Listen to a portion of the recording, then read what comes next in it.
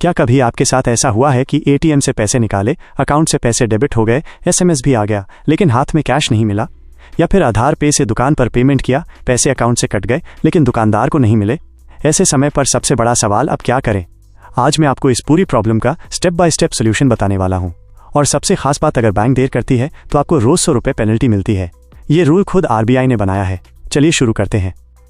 भारत में बहुत से गांव और छोटे कस्बों में लोग एटीएम विड्रॉल या आधार कार्ड से कैश निकालते हैं, लेकिन कभी कभी नेटवर्क प्रॉब्लम या सिस्टम एरर की वजह से ये होता है।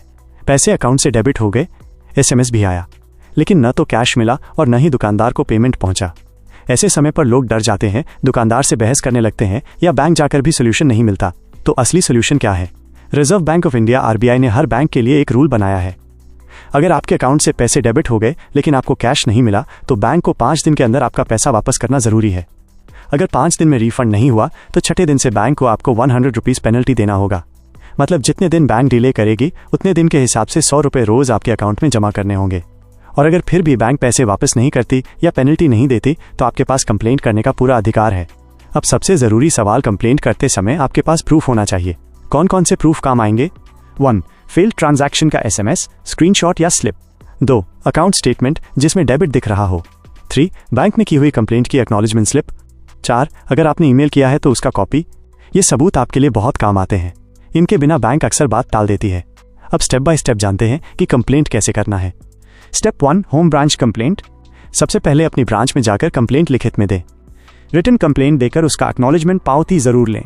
Step 2, nodal officer. अगर 30 दिन में ब्रांच से रिप्लाई नहीं आया तो उस बैंक के नोडल ऑफिसर को कंप्लेंट करें।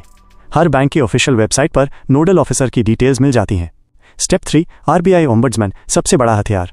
अगर बैंक से कोई सोल्यूशन नहीं मिलता तो आप सीधे आरबीआई ओम्बड्समैन को कंप्लेंट कर सकते हैं। ये कंप्लेंट ऑनलाइन होती है।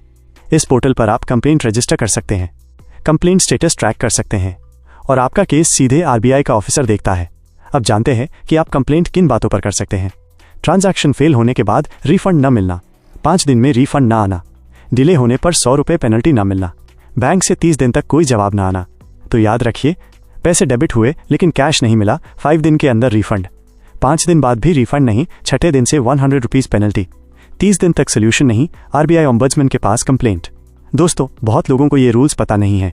इसी वजह से लोग अपना पैसा खो देते हैं और बैंक एक्शन नहीं लेती। लेकिन अब आपको पता है कि आपके अधिकार क्या हैं।